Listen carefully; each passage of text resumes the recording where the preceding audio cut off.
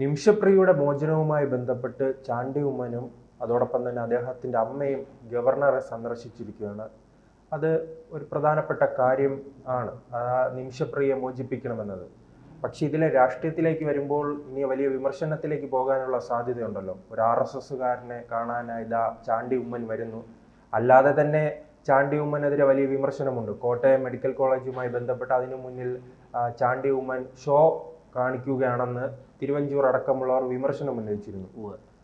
അങ്ങനെ ഇതൊരു രാഷ്ട്രീയ വിഷയമായി മാറുമോ? അതിനൊക്കെയുള്ള സാധ്യത വളരെ കൂടുതലാണ്. കാരണം എന്തിനേയും ഈ വിടക്കാക്കി തനിക്കാക്കുക എന്നുള്ളത് ഈ ഒരു കമ്മ്യൂണിസ്റ്റ് രീതിയാണ്. അതിൻ്റെ കൂടെ ഈ കുറച്ച് ജിഹാദികളും കൂടി ചേർന്നപ്പോൾ ഇപ്പോൾ കേരളത്തിലൊരു വലിയ ഇത്തരത്തിലുള്ള ആഖ്യാനങ്ങൾ സൃഷ്ടിക്കാൻ വേണ്ടുന്ന ഒരു സംവിധാനമായി മാറിയിരിക്കുകയാണ്. നമുക്കറിയാം SFIക്കാർ ഗവർണറെ കാണാൻ പോകുന്നത് എന്തിനാ? അവിടെ ചെന്ന് ഗവർണറെ ഉപരോധിക്കാൻ, ഗവർണറെ ചീത്ത വിളിക്കാൻ, ഗവർണറെ തടസ്സപ്പെടുത്താൻ ഒക്കെ അല്ലേ. അവർ രാജ്ഭവൻ്റെ മുമ്പിൽ പോയി കിടന്ന് കാണിക്കുന്നത് എന്തൊക്കെയാണ്? അവിടെ ക്രമസമാധാന നില പാടെ തകർത്തുകൊണ്ട് ജനങ്ങളുടെ സഞ്ചാര സ്വാതന്ത്ര്യം തടഞ്ഞുകൊണ്ട് വലിയ സമരങ്ങൾ നടത്തുകയാണ്. എന്തിനാണ് ഈ സമരങ്ങൾ? ആർക്ക് വേണ്ടിയിട്ടാണ്? ഇതുകൊണ്ട് ആർക്കെങ്കിലും പ്രയോജനമുണ്ട്? അതായത് ഗവർണറും മുഖ്യമന്ത്രിയും രണ്ട് തട്ടിലാണ് എന്ന് തെളിയിക്കാൻ വേണ്ടിയിട്ടല്ലേ ഇതൊക്കെ കാണിച്ചു കൂട്ടുന്നത്? ഈ SFIക്ക് മറ്റെന്തെങ്കിലും അജണ്ട ഉണ്ടോ? കുട്ടികളുടെ വിദ്യാഭ്യാസം, അവരുടെ ഭാവി, എത്രയോ സീറ്റുകൾ ഒഴിഞ്ഞു കിടക്കുന്നു സർവകലാശാലകളിൽ. നമ്മുടെ കോളേജുകളിൽ ഉന്നത വിദ്യാഭ്യാസത്തിൻ്റെ സീറ്റുകൾ ഒഴിഞ്ഞു കിടക്കുന്നു. നമ്മുടെ കുട്ടികളെല്ലാം ഇതര സംസ്ഥാനങ്ങളിലേക്കും വിദേശങ്ങളിലേക്കും പഠിക്കാൻ പോവുകയാണ്. കാരണം ഇവിടെ ക്വാളിറ്റിയുള്ള, ഗുണനിലവാരമുള്ള വിദ്യാഭ്യാസം കിട്ടുന്നില്ല, മികച്ച വിദ്യാഭ്യാസം കിട്ടുന്നില്ല, അധ്യയന ദിവസങ്ങൾ കിട്ടുന്നില്ല. സമരവും വഴക്കും ബഹളവും ഒക്കെ ആയിട്ട് ഇതിങ്ങനെ പോവുകയാണ്. ഉള്ള സിലബസ് തന്നെ നേരെ ചൊവ്വേ പഠിപ്പിക്കുന്നില്ല. പിന്നെയല്ലേ ഇനി ഗുണനിലവാരമുള്ള സിലബസ് കൊണ്ടുവരുന്നത്? ഇങ്ങനെയൊക്കെ വലിയ പ്രതിസന്ധി നമ്മുടെ സർവകലാശാലകൾ നേരിടുകയാണ്. അതിനിവർ കുറ്റപ്പെടുത്തുന്നത് ഗവർണറെയാണ്. ഗവർണർ എന്ത് ചെയ്തു? ഇവരുടെ ഈ തോന്നിവാസങ്ങൾ അംഗീകരിക്കുന്നില്ല, അല്ലെങ്കിൽ അതിന് ഗവർണർ കൂട്ടുനിൽക്കുന്നില്ല. ഇതാണ് ഗവർണർ ചെയ്യുന്ന കുറ്റം. ഇപ്പുറത്ത് ചാണ്ടി ഉമ്മനെ പോലൊരു നേതാവ് വളരെ ജനകീയമായ, വളരെ അങ്ങേയറ്റം ദയ അർഹിക്കുന്ന ഒരു ആവശ്യവുമായിട്ടാണ് ഗവർണറെ കാണാൻ ചെന്നിരിക്കുന്നത്. അദ്ദേഹത്തിൻ്റെ ആവശ്യം എന്താണ്? യമനിലെ ജയിലിൽ കഴിയുന്ന നിമിഷ പ്രിയ എന്ന മലയാളി യുവതിയെ ഒരു കൊലപാതക കേസിൽ അവിടെ അറസ്റ്റ് ചെയ്ത് ജയിലിൽ ഇട്ടിരിക്കുകയാണ്. അവർ വധശിക്ഷയ്ക്ക് വിധിച്ചിരിക്കുകയാണ് അവിടെ. ഈ യമൻ നമുക്കറിയാം, അവിടെ ഒരു ഭരണകൂടം, കൃത്യമായി വ്യവസ്ഥാപിതമായ ഭരണകൂടമോ ഒന്നുമില്ല. അവിടെ ഭീകരരുടെ നിയന്ത്രണത്തിലാണ്, ഹൂതികളുടെ നിയന്ത്രണത്തിലാണ് വിവിധ ഭീകര സംഘടനകളുണ്ട്. അതിൽ ഒരു ഭീകര സംഘടനയുടെ നിയന്ത്രണത്തിലാണ് ഈ നിമിഷ പ്രിയ ഇപ്പോൾ കഴിയുന്നത്. അവരാണ് മതകോടതി വിചാരണ ചെയ്ത് നിമിഷ പ്രിയയെ വധിക്കാനായിട്ട് തീരുമാനിച്ചത്, വധശിക്ഷ കൊടുക്കാനായിട്ട് തീരുമാനിച്ചത്. അത് നടപ്പാക്കുന്നതിൽ നിന്ന് അവരെ പിന്തിരിപ്പിക്കണം. ഈ ആവശ്യവും ഉന്നയിച്ച് അതിന് കേന്ദ്ര സർക്കാർ വഴി സമ്മർദ്ദം ചെലുത്തണം. ഈ ആവശ്യവും ഉന്നയിച്ചാണ് ചാണ്ടി ഉമ്മൻ അവിടെ ചെന്നത്. ചാണ്ടി ഉമ്മനോടൊപ്പം അദ്ദേഹത്തിൻ്റെ അമ്മ മറിയാമ്മയും ഉണ്ടായിരുന്നു. ഇവർ രണ്ടുപേരും അവിടെ പോകാൻ കാരണം ഈ ഉമ്മൻചാണ്ടിയുടെ അദ്ദേഹത്തിൻ്റെ ചരമവാർഷികം വരികയാണ്. അതിൻ്റെ തലേ ദിവസം ആണ് ഈ വധശിക്ഷയ്ക്കുള്ള തീയതി വന്നിരിക്കുന്നത്, ഇപ്പോൾ പ്രഖ്യാപിച്ചിരിക്കുന്നത്. ഉമ്മൻചാണ്ടി ജീവിച്ചിരുന്ന കാലത്ത് ഈ സ്ത്രീയെ, ഈ നിമിഷ പ്രിയയെ മോചിപ്പിക്കാൻ വേണ്ടിയിട്ട് വലിയ പരിശ്രമം നടത്തിയിരുന്നു. അദ്ദേഹത്തിന് അറിയാമായിരുന്നു ഈ നിമിഷ പ്രിയ നിരപരാധിയാണ്. അവരുടെ സാഹചര്യം അദ്ദേഹത്തിന് ബോധ്യപ്പെട്ടിരുന്നു. അതുകൊണ്ട് തന്നെ അന്ന് അദ്ദേഹം വലിയ ശ്രമം നടത്തി, കേന്ദ്ര സർക്കാരിലൊക്കെ സമ്മർദ്ദം ചെലുത്തി കേന്ദ്രത്തെ കൊണ്ട് ഈ യമനുമായിട്ട് സംസാരിപ്പിക്കുകയൊക്കെ ചെയ്തിരുന്നു. പക്ഷേ അവിടെ ഈ പറഞ്ഞതുപോലെ ഒരു വ്യവസ്ഥാപിതമായ ഭരണകൂടമോ അവിടെ ഇല്ലാത്തത് കൊണ്ടും, ഈ പറയുന്നത് പോലെ ഭീകരവാദികളുടെ കയ്യിലാണ് അവിടുത്തെ ഭരണം എന്നതുകൊണ്ടും നമുക്ക് ഒരുപാട് പരിമിതികളുണ്ട്. ഒരു പരിധിക്ക് അപ്പുറത്തേക്ക് പോയി. തുടക്കം വലിയ രീതിയിൽ മോചനത്തെക്കുറിച്ച് ചർച്ചയായിട്ടുണ്ടല്ലോ. ഇറാൻ ഉൾപ്പെടെ രാജ്യങ്ങൾ ഇടപെടുന്ന ഒരു സാഹചര്യം ഉണ്ടായിരുന്നു. ഇത് അവസാന ഘട്ടത്തിൽ ഇങ്ങനെ ഒരു വലിയ പ്രതിസന്ധിയിലേക്ക് പോകുന്നത്? അല്ല, അത് ഞാൻ പറഞ്ഞല്ലോ, അത് അവിടുത്തെ ഒരു സംവിധാനം അങ്ങനെയാണ്. അവിടുത്തെ ഈ ഭരണകൂടം എന്ന് പറയുന്നത് ഇപ്പോൾ ഈ ഭീകരവാദികളുടെ കയ്യിലാണ്.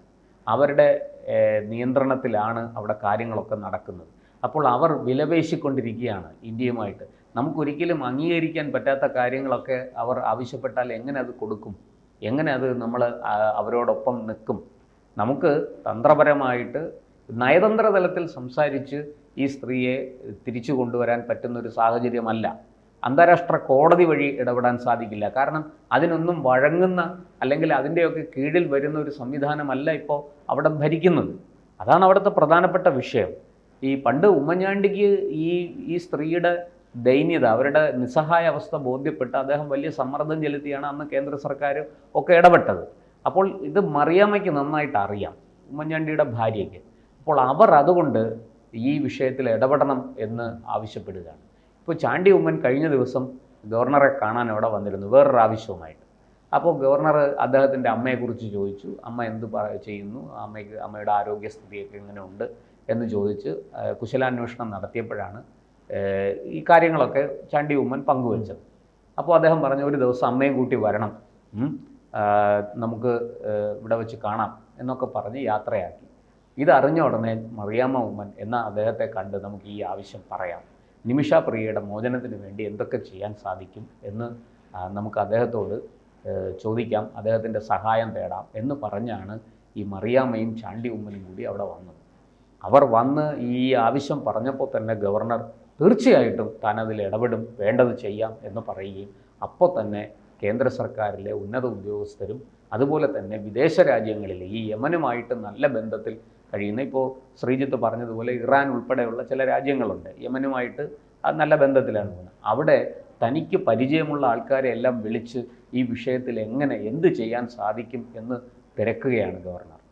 അപ്പോൾ മറിയാമ്മയുടെയും ചാണ്ടി ഉമ്മൻ്റെയും ആവശ്യം വളരെ ജെനുവിനാണ് എന്ന് തിരിച്ചറിഞ്ഞ് ഗവർണർ ഉടനടി അതിൽ ഇടപെട്ടു. കാരണം താൻ ഗവർണറായിരിക്കുന്ന സംസ്ഥാനത്തിലെ ഒരു പൗര നേരിടുന്ന പ്രശ്നമാണ്. അത് രമ്യമായി പരിഹരിച്ച് അവരുടെ ജീവൻ രക്ഷിക്കണം, അവർ നിരപരാധിയാണ് എന്ന് മറിയാമ്മയും ചാണ്ടി ഉമ്മനും കൂടി പറഞ്ഞതിൻ്റെ അടിസ്ഥാനത്തിൽ വളരെ പെട്ടെന്ന് തന്നെ ഗവർണർ ഇടപെടുകയും ഇതൊക്കെ ചെയ്യുകയും ചെയ്തു. ഇതിനെയാണ് നാളെ പിന്നെ ചാണ്ടി ഉമ്മനും സംഘി ചാപ്പ കുത്താൻ വേണ്ടിയിട്ട് ഈ ഇവിടുത്തെ പ്രതിപക്ഷം, ഇവിടുത്തെ ഭരണപക്ഷം തയ്യാറാകുന്നത്. അതിനു മുൻപ് തന്നെ പാർട്ടിക്കുള്ളിൽ ഇദ്ദേഹത്തിനെതിരെ വലിയ വിമർശനം ഉയരുകയാണ്.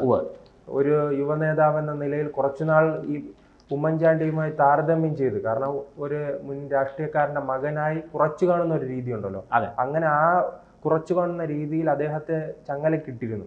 അവിടെ നിന്ന് അദ്ദേഹം പുറത്തു വന്നപ്പോഴാണല്ലോ ഇപ്പോൾ തീർച്ചയായിട്ടും അതൊരു ബാധയാണ്. കാരണം ഈ അച്ഛൻ രാഷ്ട്രീയ നേതാവായിരുന്നു, അതുകൊണ്ട് ആ വഴിക്കാണ് ഈ മകനും ഈ സ്ഥാനം കിട്ടിയത്, അവിടെ MLA സീറ്റ് കിട്ടിയത് എന്നൊക്കെ പറഞ്ഞ് ഇങ്ങനെ അതിനെ ആ ഒരു തരത്തിലുള്ള ആഖ്യാനങ്ങൾ ചമച്ച് ചാണ്ടി ഉമ്മനെ വേട്ടയാടാൻ ശ്രമിച്ചിരുന്നു. അത് ഭരണപക്ഷവും പ്രതിപക്ഷവും ശ്രമിച്ചിരുന്നു. പ്രതിപക്ഷത്തെ ചില ആൾക്കാർക്കും അതിൽ സ്വന്തം പാർട്ടിക്കാർ അത് പക്ഷെ വേണ്ടത്ര വിലപ്പോയില്ല. അത് പുതുപ്പള്ളിയിലെ ജനങ്ങൾ അതിനെ അംഗീകരിച്ചില്ല. അവിടെ ചാണ്ടി ഉമ്മന് എന്താ പറയണ്ടേ, അവർ ഒരു മികച്ച വിജയം സമ്മാനിച്ചു. ഉമ്മൻചാണ്ടിയോടുള്ള ആ സ്നേഹം അത് മുഴുവനും അവർ വോട്ടാക്കി മാറ്റി. അത് ചാണ്ടി ഉമ്മന് അവിടെ ഒരു മികച്ച വിജയം നേടിക്കൊടുത്തു. പക്ഷേ ചാണ്ടി ഉമ്മൻ താൻ വെറും ഉമ്മൻചാണ്ടിയുടെ മകൻ മാത്രമല്ല, താനൊരു മികച്ച ജനപ്രതിനിധിയാണ്, താനൊരു ജനകീയനായ നേതാവാണ് എന്ന് വളരെ പെട്ടെന്ന് തെളിയിക്കാൻ ചാണ്ടി ഉമ്മന് സാധിച്ചു. ചാണ്ടി ഉമ്മൻ വിജയിച്ചപ്പോൾ ആരും ഇത്രയും പ്രതീക്ഷിച്ചില്ല. പലരും വിമർശിച്ചു, അച്ഛൻ്റെ മരണം വിറ്റ് നേടിയ ജയമല്ലേ എന്നൊക്കെ ആക്ഷേപിച്ചവരുണ്ട്. അത്തരത്തിലുള്ള സോഷ്യൽ മീഡിയ അറ്റാക്കുകൾ ചാണ്ടി ഉമ്മന് നേരെ ഉണ്ടായിരുന്നു. പക്ഷേ അത് ഈ പറഞ്ഞതുപോലെ അകത്തൊന്നും പുറത്തൊന്നും, സ്വന്തം പാർട്ടിക്കുള്ളിൽ നിന്നും പാർട്ടിക്ക് പുറത്തൊന്നും ആ ആക്രമണങ്ങൾ നേരിട്ട ആളാണ്, ആ വേട്ടയാടൽ നേരിട്ട ആളാണ് ചാണ്ടി ഉമ്മൻ. പക്ഷേ ചാണ്ടി ഉമ്മൻ വളരെ പെട്ടെന്ന് തന്നെ താൻ പക്ഷേ ഉമ്മൻചാണ്ടിയേക്കാൾ ജനകീയനായ ഒരു നേതാവായി മാറും ഭാവിയിൽ എന്ന് തെളിയിക്കുന്ന പ്രവർത്തനങ്ങളുമായിട്ട് മുന്നോട്ട് പോവുകയായിരുന്നു. അത് നമ്മൾ നിലമ്പൂർ ഉപതെരഞ്ഞെടുപ്പിലൊക്കെ കണ്ടതാണ്. ഇപ്പോൾ കോട്ടയത്ത് മെഡിക്കൽ കോളേജ് തകർന്നു വീണപ്പോഴും ചാണ്ടി ഉമ്മൻ്റെ സമരവീര്യം, പോരാട്ട വീര്യം നമ്മൾ കണ്ടതാണ്. ഇവിടെ അങ്ങേയറ്റം മനുഷ്യത്വപരമായ ഒരു സമീപനം സ്വീകരിച്ചുകൊണ്ട് ഈ അബലയായ ഒരു സ്ത്രീക്ക് വേണ്ടി, നിസ്സഹായായ ഒരു സ്ത്രീക്ക് വേണ്ടി ഈ അമ്മയും മകനും കൂടി ഗവർണറെ വന്ന് കണ്ട് അദ്ദേഹത്തിനോട് ഇവരുടെ ജീവന് വേണ്ടി ഇടപെടണം, അവരെ രക്ഷിക്കാൻ ഈ വിഷയത്തിൽ ഇടപെടണം എന്നാവശ്യപ്പെട്ട് യാചിക്കുന്ന ഒരു കാഴ്ച, അതിനകത്തും ഈ പറയുന്നത് പോലെ ഒരു വൃത്തികെട്ട നിലപാടുകൾ സ്വീകരിക്കാൻ കഴിയുക എന്ന് പറയുന്നത്, അത് ഈ പറയുന്നത് പോലെ നിഷ്ഠൂരമായ മനസ്സുള്ളവർക്കേ സാധിക്കുകയുള്ളൂ. എന്തായാലും ചാണ്ടി ഉമ്മൻ തൻ്റെ രാഷ്ട്രീയ പ്രവർത്തനമായിട്ട് മുന്നോട്ട് പോകട്ടെ. ഈ പറഞ്ഞതുപോലെ ജനകീയ വിഷയങ്ങളിൽ കൂടുതൽ ഇടപെടാൻ അദ്ദേഹത്തിന് സാധിക്കട്ടെ. അതിലൂടെ ജനങ്ങൾക്ക് എന്തെങ്കിലും നന്മയുണ്ടാകുന്നെങ്കിൽ, ഗുണമുണ്ടാകുന്നെങ്കിൽ തീർച്ചയായിട്ടും അതുതന്നെയാണ് ഏറ്റവും വലിയ നേട്ടം.